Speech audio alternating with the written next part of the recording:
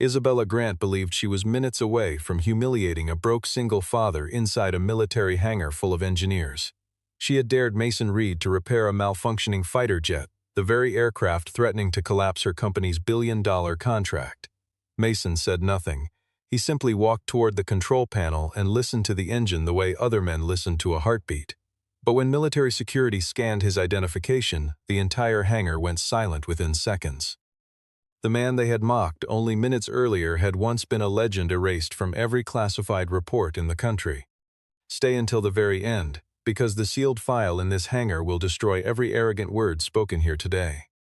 The Nevada test base sat under a sky so pale it looked bleached,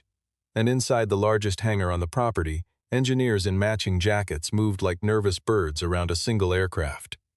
Grant Aerotech had spent 3 years and hundreds of millions of dollars developing an upgraded flight control system for the fighter jet program, and the demonstration scheduled for that afternoon was supposed to secure a contract that would define the company for a decade. The hangar smelled of jet fuel and cold metal, and the desert wind outside pressed faintly against the corrugated walls, a sound almost nobody inside the building had time to notice. Isabella Grant walked through the hangar doors with the kind of posture that came from years of being the youngest person in every boardroom she entered. She was 34 years old, sharp-featured, dressed in a charcoal suit that looked out of place among the grease-stained coveralls surrounding her, and she carried the particular exhaustion of someone who had not slept properly in weeks. The board had given her one final demonstration to prove the system was ready, and the military liaison observing from the corner of the hangar had made it clear that further delays would end the partnership entirely. When the diagnostic screen flashed its third error in an hour, Isabella felt the floor of her career tilt beneath her, though she kept her face perfectly still. Because she had learned long ago that panic was a luxury leaders were never permitted to display in public. She had inherited the chief executive title from a father who built the company from a single hangar much like this one, and every decision she made still felt measured against a memory she could never quite satisfy. The board members who had elevated her were the same men who quietly doubted whether a woman in her 30s could hold a defense contractor together under pressure, and Isabella had spent every day since her appointment proving them wrong through sheer relentless competence. That competence, however, had calcified over time into something colder, a habit of treating people as instruments to be deployed rather than individuals worth understanding, and nowhere was that habit more visible than in the way she now surveyed the hangar floor, looking for someone to hold responsible for a failure that was not yet hers to explain. Logan Pierce, the technical director assigned to the program, moved quickly to fill the silence with blame before anyone could question his own department. He gestured toward the maintenance bay where a contracted crew handled lower-level repairs, and his voice carried the practiced confidence of a man who had learned that conviction mattered more than accuracy. He told Isabella that the persistent vibration error almost certainly originated with the maintenance subcontractors, and specifically with a quiet mechanic named Mason Reed who had been brought in only weeks earlier on a temporary contract. Logan painted Mason as underqualified, a man hired because he was cheap and available, not because he understood anything about modern combat aircraft. Several engineers nodded along, because Logan's confidence was contagious in the way that confidence often is, regardless of whether it was earned. Isabella, desperate for an explanation that did not implicate her own technical team, allowed herself to believe him. Mason Reed appeared from beneath the aircraft's open access panel without anyone immediately noticing him, his coveralls stained with engine oil, and his hands moving with the unhurried precision of someone who had done this work for a very long time. He was 39 years old, quiet in a way that some people mistook for slowness, and he carried himself with none of the urgency that filled the rest of the hangar. He did not argue when Logan spoke about him as though he were not standing 10 feet away. He simply turned his head slightly, listening to a low rattling sound coming from somewhere near the aircraft's tail section, a sound none of the engineers with their tablets and diagnostic software seemed to have noticed at all. Isabella glanced at him only briefly, taking in the dirt under his fingernails and the worn boots, and decided within that single glance that he was exactly what Logan claimed he was, a single father who had taken whatever work he could find to support a child he could not otherwise provide for. She did not consider, even for a moment, that the quietest person in the room might be the only one who actually understood what was happening to the aircraft. What none of them knew and what Mason had no intention of telling them was that he had raised his daughter Grace alone since she was barely old enough to walk, working contracts wherever they appeared and never staying anywhere long enough for anyone to ask the kinds of questions that might lead back toward the life he had buried. He had learned to live small on purpose, to let people assume the worst about a quiet man in stained coveralls, because the alternative meant explaining a past that still cost him something every time he revisited it.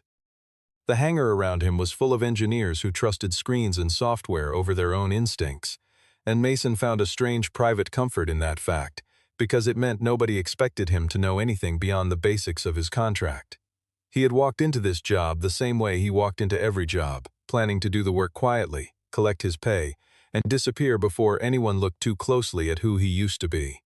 The pressure in the hangar continued building as the afternoon clock ticked closer to the scheduled demonstration time, and Isabella's patience thinned with every passing minute. She turned to her assistant and asked for the maintenance crew roster, scanning it until she found Mason's name listed under a generic subcontractor designation, nothing more than a line item in a budget spreadsheet. Logan saw his opening and pressed further, suggesting that if the error could not be resolved before the demonstration, someone outside the official engineering team should be made to answer for it publicly, both to satisfy the board and to protect his own department's reputation. Isabella, exhausted and furious at a problem she could not solve through sheer force of will, finally gave the order that would change everything. She told her assistant to bring Mason Reed to the center of the hangar floor, in front of the full engineering staff, so that the man Logan blamed could either prove his worth or be removed from the property entirely. It was, in her mind, a simple solution to an urgent problem. She had no idea she was about to challenge a man whose past she could not have imagined in her wildest calculations. Mason stood at the center of the hangar floor with dozens of eyes fixed on him, and he did not flinch under the attention the way Isabella expected him to. She announced, loudly enough for the entire engineering team to hear, that if he believed he understood this aircraft better than the people who had designed it, he was welcome to prove it right there, in front of everyone, before the demonstration clock ran out. Logan added his own commentary almost immediately, telling the gathered engineers that Mason likely knew how to change a filter and tighten a bolt, but understanding the layered software architecture of a modern combat aircraft was an entirely different matter, one well beyond a maintenance contractor's pay grade. A few engineers laughed quietly, the kind of laughter that comes easily when someone already feels safe in their own position, and one of them even pulled out a tablet, ready to record the moment Mason inevitably failed to live up to his own silence. Mason absorbed the mockery without any visible reaction, his expression as still as it had been beneath the aircraft moments earlier. He did not raise his voice or defend himself with words. Instead, he asked a single question that cut through the noise in the hangar, requesting access to the error logs, the wiring schematics, and the vibration data from the aircraft's 3 most recent engine starts. The request confused several of the younger engineers, who had expected Mason to either refuse the challenge or fumble through the primary diagnostic software the way most outsiders did when handed unfamiliar systems. Instead, once the data was pulled up on a nearby screen, Mason asked for something even stranger. He wanted to listen to the recorded engine audio from the most recent test runs rather than rely solely on the numerical readouts everyone else trusted completely. Laughter rippled through the small crowd again, sharper this time, because nobody trained in modern aviation diagnostics led with their ears instead of their software. Isabella felt a flicker of doubt up the both wisdom of her own challenge, but pride kept her from calling it off, and instead she raised the stakes even further. She announced that if Mason failed to identify the source of the error within the time remaining before the demonstration, his contract would be terminated immediately, and he would be permanently barred from every Grant Aerotech facility in the country. Mason did not hesitate before accepting the terms, not because his pride demanded it, but because some quiet certainty in him understood that if this aircraft flew with its current flaw intact, a pilot somewhere down the line might pay for that flaw with his life, and he had carried that particular kind of weight on his shoulders before, in places far harder to walk away from than a hangar in Nevada. He looked at the assembled engineers one last time before turning back toward the aircraft, speaking just loud enough for the nearest few to hear that the error was not hiding in the software at all, but in the one place everyone in the room had grown too confident to actually check. Mason walked a slow, deliberate circle around the aircraft, running his palm along sections of the fuselage and pausing every few feet to press his knuckles gently against the metal skin, listening for the subtle differences in resonance that no diagnostic screen could capture.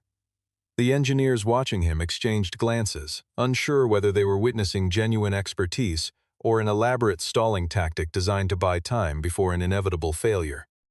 He traced the path of the secondary electrical conduits with his eyes, following them from the avionics bay down toward the tail assembly where the navigation sensors were housed, and he stopped twice to examine connection points that looked, to everyone else, perfectly ordinary. After several minutes, he found what he was looking for, a barely measurable discrepancy between the signal sent from the flight control computer and the actual physical response of the aircraft's control surfaces. It was a delay so small that no single instrument flagged it as a failure, yet Mason recognized immediately what it meant under the right conditions. Logan, watching from a few feet away with his arms crossed, accused Mason loudly of inventing a problem simply to stretch out the clock and avoid admitting defeat. Mason ignored the accusation entirely and instead pointed to 3 separate readings on the screen, each one individually so minor that any single engineer would have dismissed it without a second thought. He explained in a voice far calmer than the situation demanded that each of these 3 flaws was harmless when considered alone, but combined under the stress of high-speed maneuvering, they would compound into something the aircraft's safety systems might not catch in time. Carter Hayes, the colonel overseeing military acceptance of the program, had been standing near the back of the hangar throughout the demonstration, and something about the specific language Mason used caught his attention immediately. Mason was not speaking like a maintenance technician describing symptoms. He was speaking like someone who had once flown, or at the very least, like someone who had repaired aircraft in conditions far more dangerous than a controlled hangar in Nevada. Carter had spent over 20 years around pilots and mechanics of every variety, and he had developed an instinct for the particular cadence of someone who had learned engineering through survival rather than through a classroom, a cadence he was now hearing for the first time in years. Isabella remained skeptical, unwilling to abandon her assumptions so quickly, but a thin thread of uncertainty had begun working its way through her composure. That uncertainty deepened considerably when Mason predicted, seconds before the screen updated, exactly which error code would appear next, as though he already understood the aircraft's internal logic better than the people who had written its software. He turned to the nearest engineer and asked them to shut down every automated system on the aircraft for 90 seconds, insisting that some answers could only be found with the machine completely silent. When the automated systems powered down and the hangar fell into an unfamiliar quiet, Mason moved with a speed and precision that startled even the engineers who had dismissed him minutes earlier. His hands worked through the wiring harness behind an access panel with the kind of muscle memory that comes only from repetition under pressure,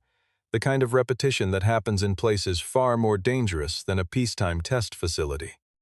He muttered measurements to himself under his breath, numbers and tolerances that meant nothing to the engineers watching, but clearly meant everything to the man reciting them, his fingers tracing connections that had not been touched since the aircraft left the factory floor.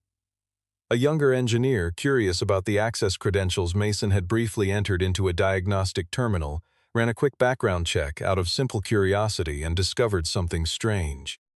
The credentials matched an old special access clearance level that had been deactivated years earlier, a level reserved for personnel involved in classified military aviation programs, the kind of clearance that civilian contractors were never supposed to possess in the first place. Logan seized on the discovery immediately, accusing Mason of stealing restricted access credentials and demanding that security be called before he could do any further damage to the aircraft. Isabella, already unsettled by everything she had witnessed, made the decision to contact military security herself, requesting an identity verification on Mason Reed before allowing him to touch the aircraft any further. Mason did not resist the request or protest his innocence the way a guilty man might have. He simply asked everyone in the hangar to avoid restarting the aircraft's systems until he had replaced a connector cluster that was producing electrical interference, a request that struck Carter as oddly specific for someone supposedly improvising his way through a system he did not understand. Carter, watching the name on the security terminal slowly populate, felt a strange recognition tugging at the edges of his memory, the kind of recognition that comes when a name surfaces from a classified report read years earlier and half forgotten. He remembered vaguely at first and then with growing certainty a mission summary involving the rescue of a downed pilot off a contested coastline, a summary that had crossed his desk during an entirely different assignment. Mason, sensing the shift in the room's attention, deflected every question directed his way, answering only the technical ones and ignoring anything that edged toward his personal history. His reluctance was not the nervousness of a man hiding wrongdoing, but the quiet discomfort of someone who had buried a part of his life so deeply that he no longer wanted it disturbed. The moment of true reckoning arrived when the military identification scanner returned its result, flashing a red warning across the screen indicating that Mason Reed's full service file was restricted, inaccessible at the civilian security clearance level currently active in the hangar. Word of the malfunction and the public confrontation reached the Grant Aerotech board within the hour, and an emergency video call was hastily assembled, the kind of call that ended careers when the wrong answer was given. Board members spoke over one another, demanding to know why the demonstration had been delayed and threatening, without much subtlety, that Isabella's position as chief executive could not survive another failure of this magnitude. One board member in particular, an older man who had voted against her appointment from the very beginning, suggested openly that perhaps the company needed a different kind of leadership entirely, one less prone to what he called sentimental hesitation under pressure. Isabella absorbed the threats with the composed exterior she had spent years perfecting, promising a resolution before the day's end while privately uncertain whether that promise could be kept. Logan, watching the chaos unfold around him, recognized an opportunity to protect himself rather than the company, and he began quietly steering blame further toward Mason, hoping the narrative of an unqualified outsider causing catastrophic delays would distract from his own department's earlier approvals. Mason, unaware of the political maneuvering happening around him, continued working through the aircraft's systems with single-minded focus, eventually discovering a component within the navigation array that did not match the manufacturer's specifications listed in the official maintenance records. The part looked correct at first glance, identical in shape and placement to the genuine component, but a closer inspection revealed subtle differences suggesting it had been swapped out without proper documentation. Isabella stared at the mismatched part for a long moment, the implications settling over her slowly and then all at once. This was not simply a technical oversight born of rushed deadlines. Someone at some point in the supply chain or the maintenance process had deliberately or carelessly introduced a part that did not belong in a fighter jet preparing for a critical demonstration and possibly future combat deployment. The thought unsettled her more than any board threat or contract deadline ever had, because a missed quarterly target could be recovered, but a pilot lost to a preventable failure could never be undone. Mason requested access to the security footage from the parts storage facility, hoping to trace exactly when and how the substitution had occurred, but Logan objected immediately and forcefully, citing concerns about chain of custody and procedural delays that conveniently protected his own department from scrutiny. Carter, growing increasingly impatient with the politics surrounding what was clearly a safety issue, overruled the legal team's objections and granted Mason 20 additional minutes to trace the problem to its source, regardless of how uncomfortable that process might become for anyone in the room. Mason used the time efficiently, opening a control panel near the navigation bay and searching methodically along the wiring until his fingers found exactly what he had expected, a small scorch mark precisely where heat stress from the substituted component would have caused electrical degradation over repeated use. The discovery of the scorch mark triggered a chain reaction that none of the engineers in the hangar had anticipated when the day began. Military security, already alerted to Mason's restricted file, escalated their inquiry to a higher clearance authority, and within minutes, Carter received confirmation that allowed him to access a partial summary of the sealed record. The hangar grew quiet in a way it had not been quiet all day, every engineer and technician sensing that something significant was unfolding even before Carter began to speak. Carter read aloud, carefully and without embellishment, that Mason Reed had once served as a specialist in combat aircraft restoration, a role that involved repairing fighter jets damaged in active conflict zones under conditions most engineers in the hangar would never experience in their entire careers. The file indicated that Mason had personally saved 3 pilots during a classified mission, repairing a critical flight control failure while the aircraft remained under active threat, work that had earned him commendations buried so deep in classified records that almost no one outside a small circle of command had ever known the details. According to the summary, Mason had worked through that repair in darkness, without proper tools, while enemy positions remained within range of the airfield, relying on nothing but memory, instinct, and a refusal to let 3 young pilots die on the ground beside an aircraft he believed he could still save. He had not left military service because of incompetence or failure, as Logan had so confidently assumed earlier that day, but because he had been used as a political scapegoat following a mission that powerful people wanted erased from public memory, his name quietly removed from the official account while the very protocols he developed were absorbed into doctrine without his credit. Isabella felt something shift inside her chest as Carter continued reading. A slow and uncomfortable recognition that the man she had publicly humiliated hours earlier had quietly written portions of the very emergency repair protocols her own company now used as standard procedure. She thought back to the moment she had ordered him dragged into the center of the hangar floor, and the memory now felt like something belonging to a different, smaller version of herself, one she was no longer sure she recognized. Logan's face drained of color as the implications of Mason's history settled over him. Because a man with this level of credibility and technical understanding would have no difficulty identifying every shortcut and oversight Logan's department had allowed to slip through. Mason, visibly uncomfortable with the attention now directed at him, asked Carter to stop reading the file aloud, his voice carrying an edge of genuine discomfort rather than false modesty.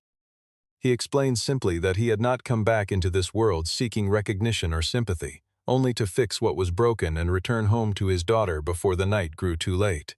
Carter respected the request and closed the file, but not before delivering a single statement that silenced any remaining doubt in the hangar regarding Mason's authority on the matter at hand. He told the assembled engineers plainly that if Mason Reed said this aircraft was not yet safe to fly,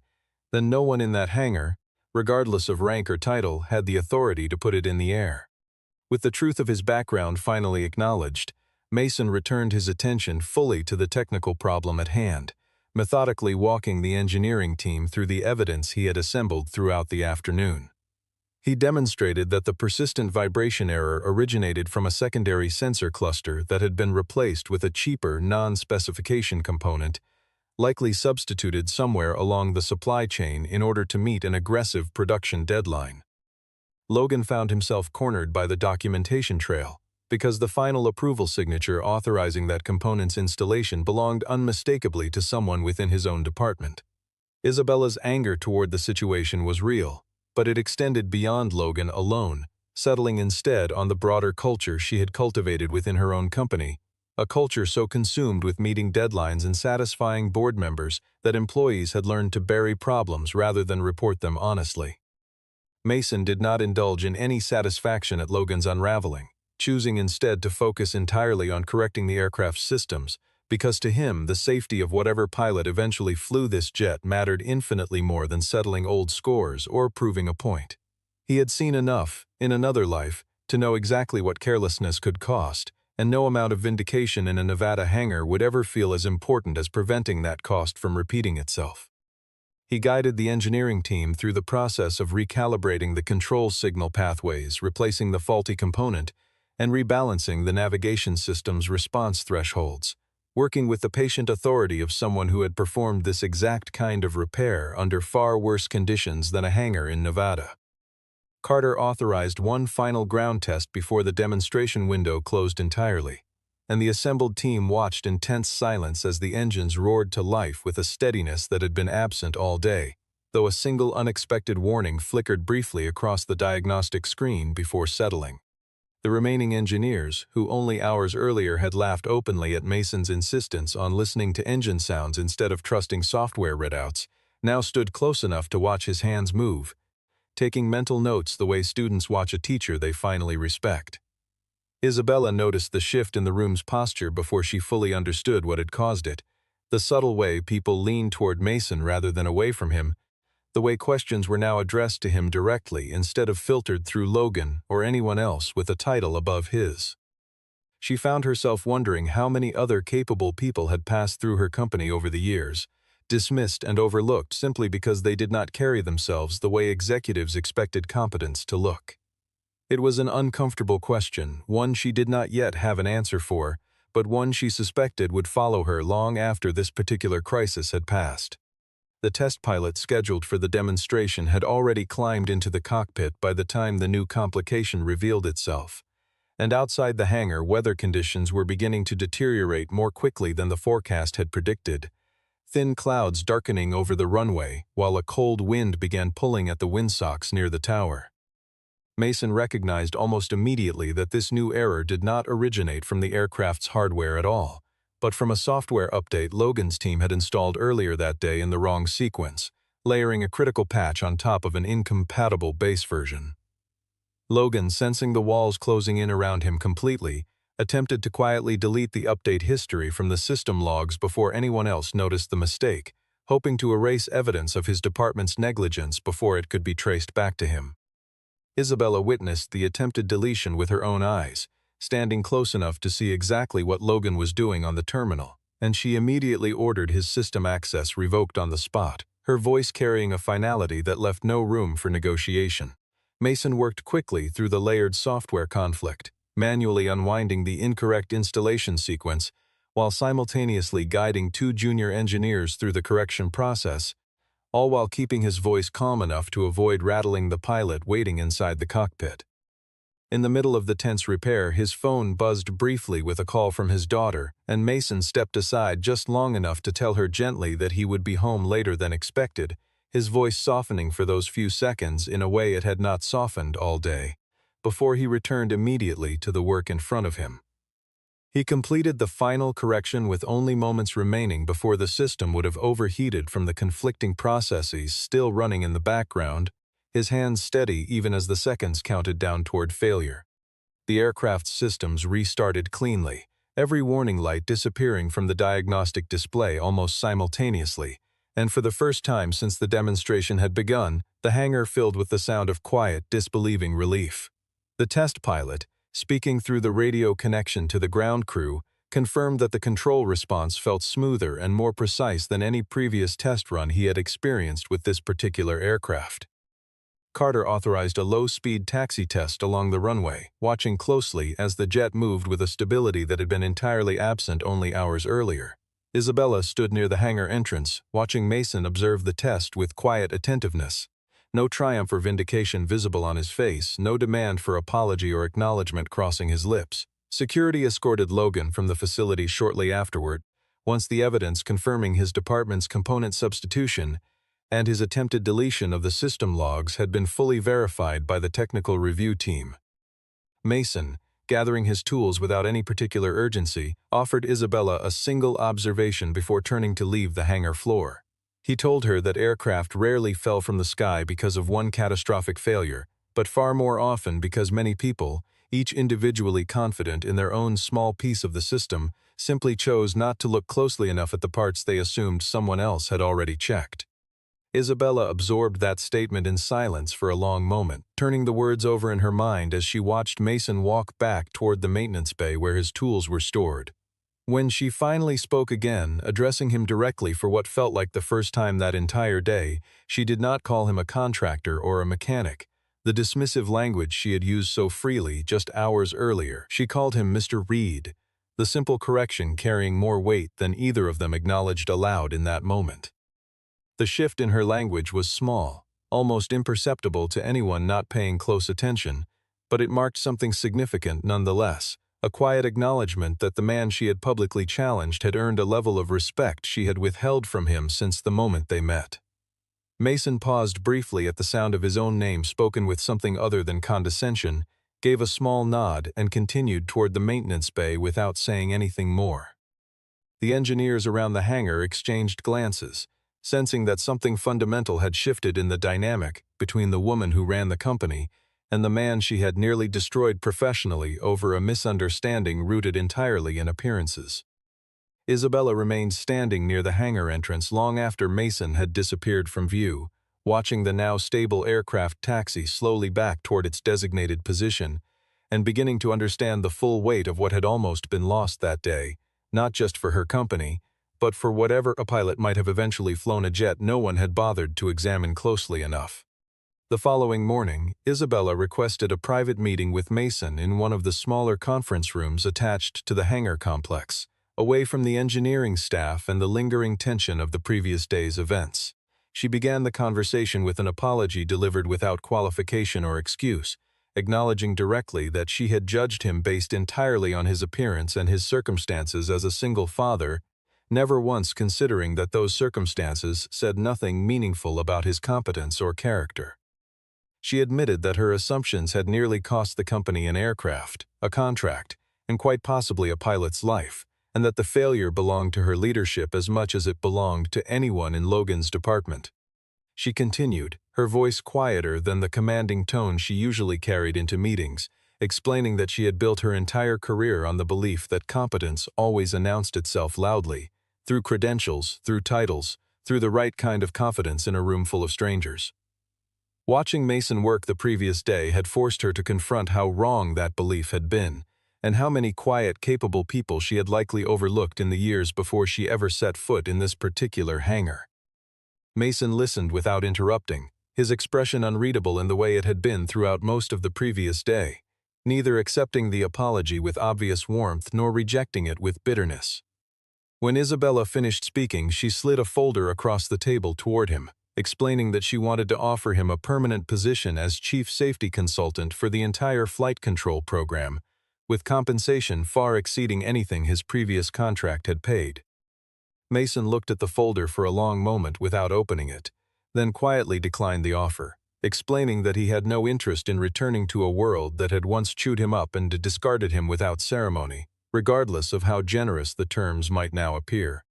Carter, who had been invited to sit in on the conversation given his role in verifying Mason's history, leaned forward and spoke with the directness of a man who had spent decades giving orders he believed in completely. He told Mason plainly that burying his skills out of old resentment would not undo the damage already done to him, but it would certainly prevent him from preventing future damage to pilots who had nothing to do with the politics that had once destroyed his career.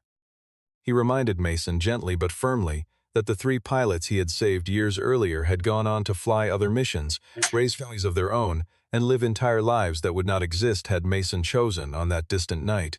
to walk away from a broken aircraft instead of repairing it under fire.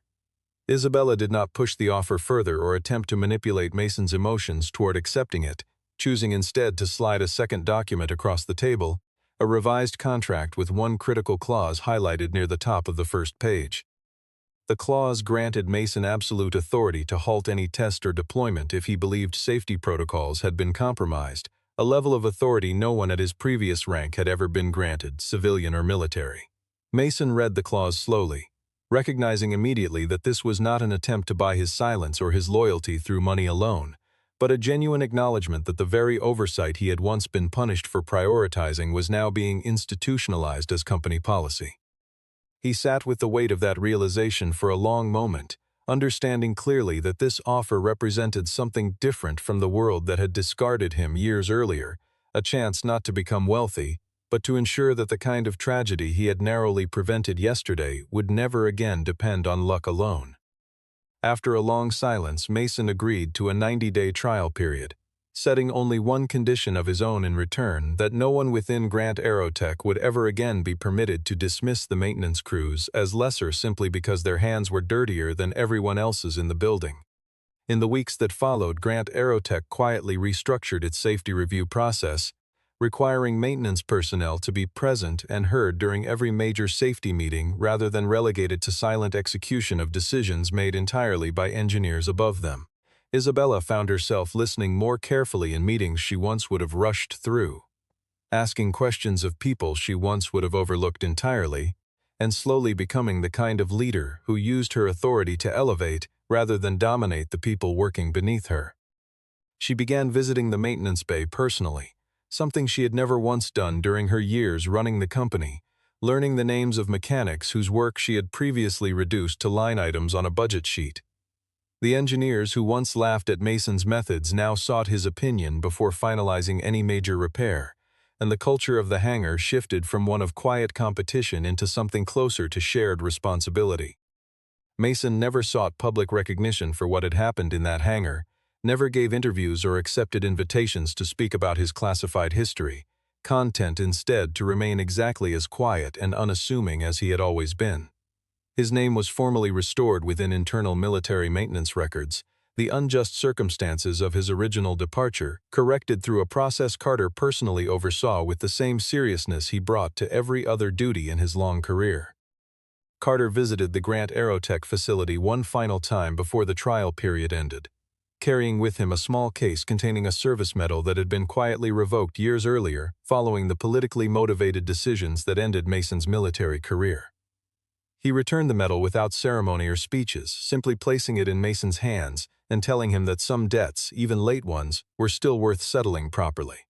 Mason carried the medal home that evening, arriving later than usual after another long day spent reviewing safety protocols with the engineering team, and he did not display it anywhere visible or mention it to anyone beyond a brief, quiet acknowledgement to his daughter that he had gotten something back that had been taken from him a long time ago. He placed the medal carefully inside an old wooden box in his bedroom closet, the same box that had held the few remnants of his military service for years, closing the lid without ceremony or dramatic reflection. The box also held a faded photograph of 3 young pilots standing beside an aircraft on a runway long since abandoned, and Mason allowed himself only a brief glance at it before setting the lid back down, the past finally feeling less like a wound and more like a chapter he no longer needed to hide. Isabella, who had grown to understand him far better over the preceding weeks than she had during their first encounter, recognized that Mason did not need applause or public vindication to feel that justice had finally been served. He needed only the simple, quiet confirmation that the truth about who he was and what he had sacrificed had finally been acknowledged by the people who mattered, even if the wider world never learned his name at all. The following morning, before the rest of the maintenance crew arrived for their shift, Mason stood alone outside the hangar entrance, watching the sun rise slowly over the desert runway where a fighter jet now sat fully repaired and fully trusted.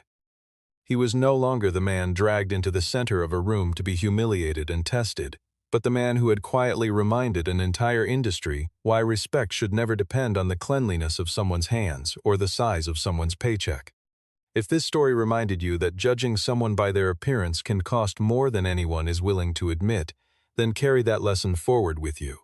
And if you are curious where this world goes next, a different chief executive is about to discover that the silent janitor working quietly inside her own company once saved her life many years before she ever knew his name.